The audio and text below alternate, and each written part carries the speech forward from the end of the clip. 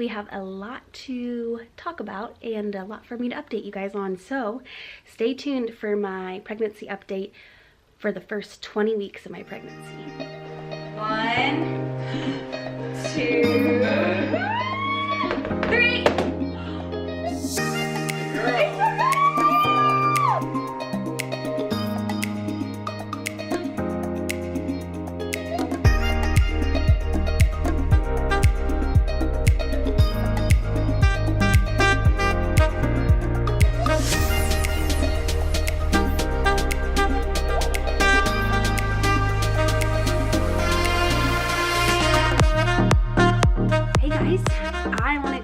On YouTube and do a pregnancy update for my second pregnancy. I know I haven't been doing weekly updates, but I thought I would just do a couple updates just sporadically throughout the pregnancy. And since the first half of my pregnancies I feel like are just pretty chill, nothing too exciting, I'm just basing that off of 2, but I feel like the exciting part always happens the second half of the pregnancy, and so that's coming up here real quick because this Saturday I'm going to be 20 weeks. So depending on how this all goes, I'm just about halfway through the pregnancy. So I wanted to update you on how I've been feeling, give you a bump update, important doctor's appointments I've been to, just mostly so I can have this all on record so that I can go back and kind of rehash how this whole pregnancy went. In my mind, I'm planning on having more than 2 pregnancies, but we'll see how it goes.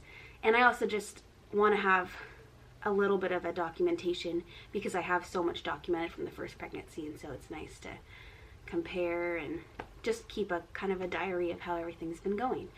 So being about 20 weeks, I'm going to say this is my 20-week update because it's a nice even number and I like even numbers. So even though I'm a couple of days away from being 20 weeks, I'm just going to encompass the whole first 20 weeks of this pregnancy.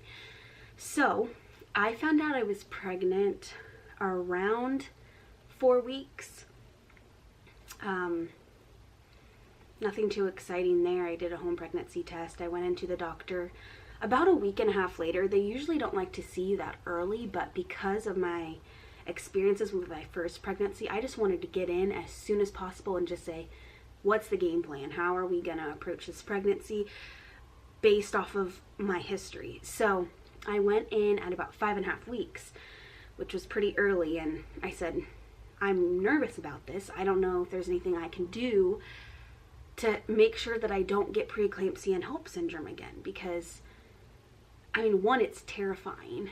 It's dangerous for me and the baby. But 2, it's really hard on your body to go through that multiple times. And I just want to do everything I can to prevent that, because if I want to have more than 2 children, I need to just start taking care of my body and making sure that I don't get preeclampsia every time, because it really is really hard on my organs and my body, and I'm still feeling effects from that. And I think it really affects more than just your body, but I feel like there's a lot of postpartum anxiety that comes with that too. So just really trying to avoid that this time around. So the one game plan that we did have is taking baby aspirin. I take 2 baby aspirin every night, and I will get more into that because that's kind of changed a little bit. But from the very beginning, that was the game plan. That's something that they do know, like right off the top, this probably will help you. And it's because it helps with blood pressure and all that, and so keeping that down. And that, I mean, that's a huge piece of preeclampsia is the blood pressure. So I started doing that right away, like 5.5 weeks, taking my prenatals. Nothing really unusual the first quarter of my pregnancy. I got a little bit nauseous. I never ended up throwing up, so that was about the same as my first pregnancy. Really wasn't too bad. I think that I was a little bit more nauseous consistently, like it was pretty much every night, a little bit in the mornings too on my way into work. I think it was a little bit more frequently than with my first pregnancy. So I guess before I get too far, my first pregnancy was with my son, who is now 18 months. And this second pregnancy, I do know that I am having a girl. So I feel like that's useful as we talk through all of the details. You can kind of compare and contrast boy pregnancy versus girl pregnancy, and I think it's really interesting because there are some things that are different. So, more nauseous with my second pregnancy with my girl. Another thing is seeing a lot more acne than I did my first pregnancy. And that was pretty much from the beginning. This whole pregnancy, I've just seen a lot more blemishes and just unhappy skin. My skin is pretty clear generally, and so it's very unusual for me to see like pretty consistently I have like 1 or 2 pimples and just red spots, and it's not fun and definitely unusual for me. Besides that, I think the one thing that is also different this time around is my cravings. Before, and pretty much my whole life, I've been a very savory person. So with my first pregnancy, always craving French fries, that sort of thing. This pregnancy, I've noticed I crave a lot more sweets, and that is not like me at all. I'm generally not a huge like chocolate person.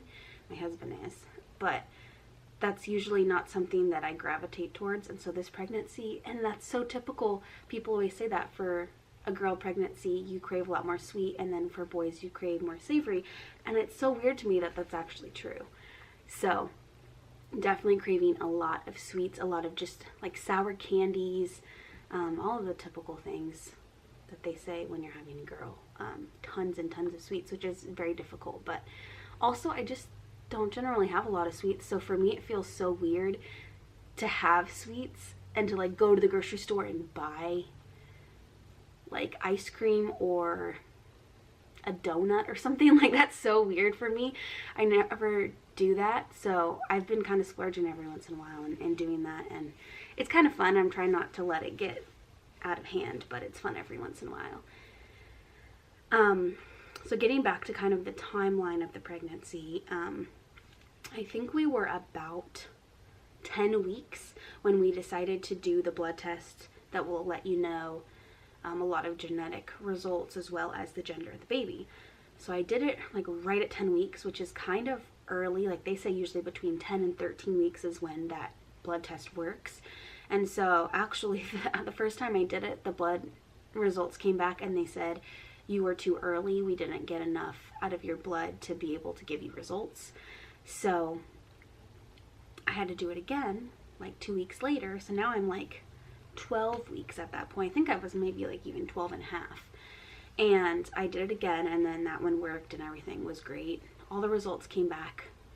Nothing alarming in terms of the genetics, and then they were able to tell me that I was having a girl. We did do a little bit of a live stream to let everyone know that we were having a girl. And we popped some balloons that had some pink confetti in it, and so that was really fun. So that was around 12, 13 weeks we found out, and we told everybody that. And then right around that time also, my doctor had me do some additional tests that I don't think a lot of people get done, but it was kind of a new test that they had in my area to help you see your risk for having preeclampsia. And obviously with my background, that was something that I was really interested in. So they did an ultrasound and a blood test. They combined the two to tell me what my chances are, they thought, of me having preeclampsia for this specific pregnancy.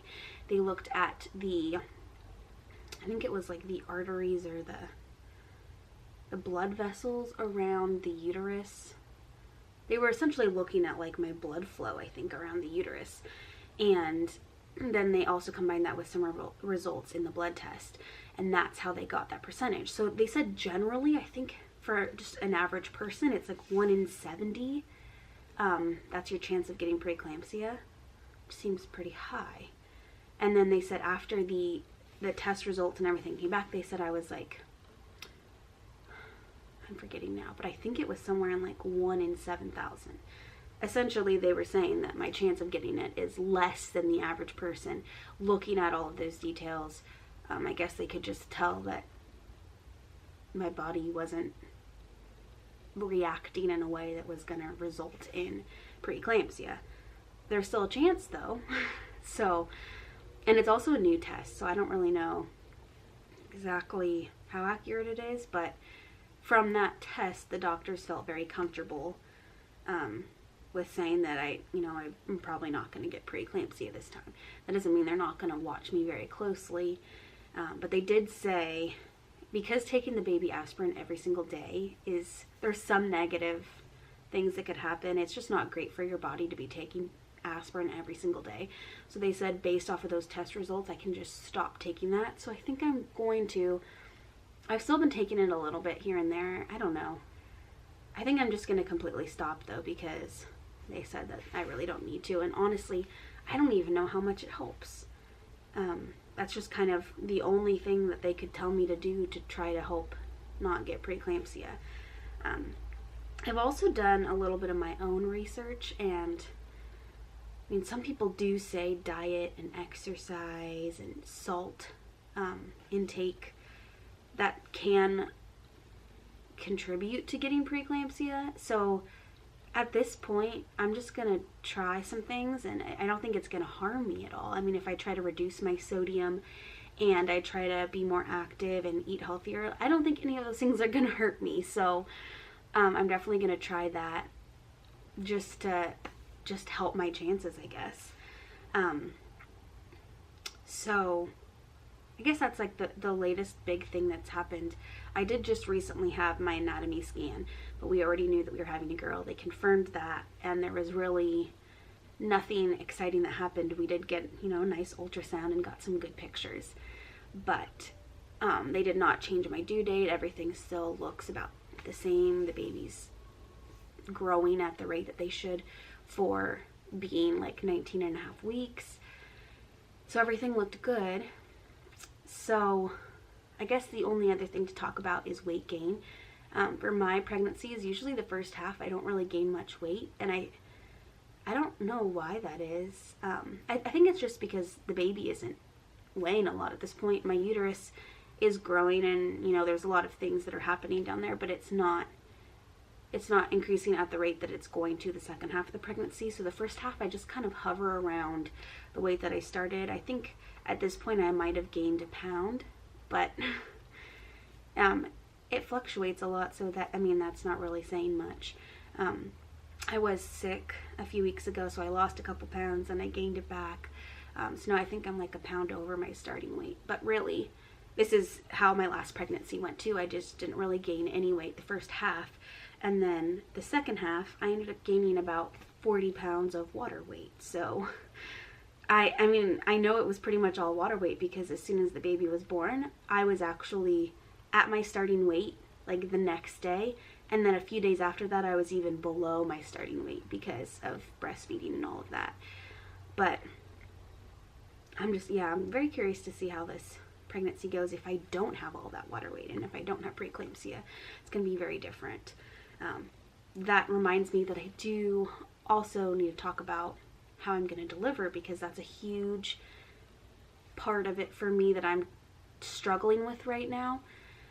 The doctors keep telling me that I can do a VBAC, I can do a scheduled C-section, I can, go however I want to, but I think both options make me very nervous, so I'm kind of torn right now. The pros of doing a C-section: there's less risk to the baby. Because of having a C-section with my first pregnancy, there's a risk of a rupture where my scar is, and if that happens, it's very likely that it could harm the baby very severely. Now, it's a very small chance that will happen, but because that would be so bad, it makes me very hesitant to just say I want to deliver vaginally, because it's a easier recovery and it's more exciting for me. It's a really awesome experience that I haven't experienced yet. But those are kind of selfish reasons why I would want to do a VBAC, I think. And that's what's getting me, is there's a very, very small chance that something could happen to the baby, but it's a very, very, very bad thing that would happen. And the pros are just kind of selfish reasons for myself.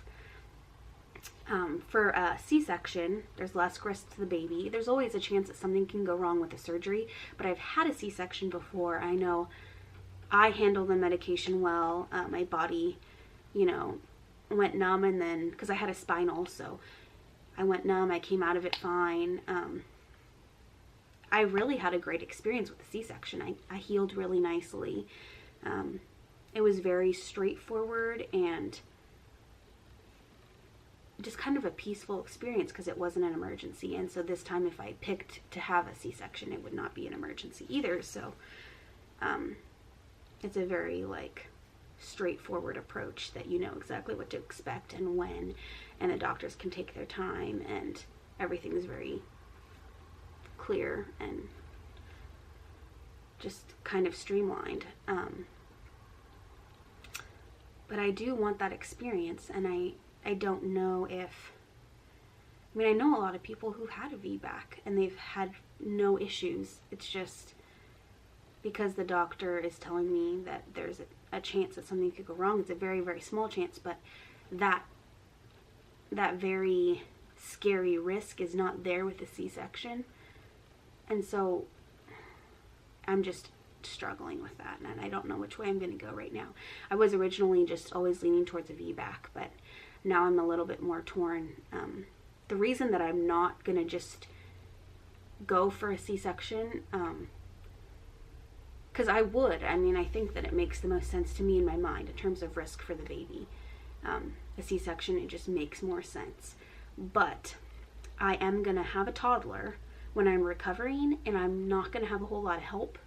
I don't have much family out here, and my husband is in grad school right now, so he's studying and has a lot of work to do, so he cannot just take off weeks and weeks. He could probably take off a week and then maybe work from home a little bit, but I'm not going to have a ton of help after the baby's born, so it makes me nervous recovering from a C-section with a toddler without a lot of help. So that is like one of the biggest drawbacks to going the C-section route. So still considering that. I think that's pretty much it. I mean, at this point, being almost 20 weeks, I'm not sick anymore. I feel pretty good. I'm starting to get my energy back. One other thing that I need to talk about, it's kind of a big thing, it's not really related to my pregnancy, but it kind of affects it, is I have always been a working wife and mom up until the last couple weeks. I stopped working, and I'm going to stay home now with my son, and then when this new baby comes, I'm going to stay home with both of them. So I don't know how long that's going to last. It might be a few years and I go back to work. It might be longer. But right now I'm enjoying being a stay-at-home mom, and so there's not, you know, the conversation of when I'm going back to work or anything like that, because I'm a stay-at-home mom. So it's also nice just kind of enjoying the pregnancy and going to all the doctor's appointments without the added stress of getting time off work. And it also makes it less complicated if for some reason I need to go on bed rest or anything like that, because I did have to go on bed rest for about a week last time. So that is an added tidbit of things that are going on in my life right now, and things that affect the pregnancy and postpartum and all of that. It's going to be a very different situation this time with me staying home. So I'll definitely update you on how that's going, because it's very new and it just kind of is a different way to approach raising my son and being a wife and a mother. Alright, so I'm going to end this video with just a quick bump shot for you guys. And I think next video I film will probably be, I'm thinking around 30 weeks. And then maybe I'll do another one like at the very, very end when I feel like things are wrapping up with the pregnancy. Just to kind of check in. If anything major happens, I might do it sooner than that. But at this point, everything's going good. Blood pressure has been good every visit, and I haven't noticed any swelling yet. So far so good. This point in my pregnancy last time though, I was also in a pretty good place. So a lot could change, but I will definitely keep you guys updated. Alright, so here is the bump from the front and from the side.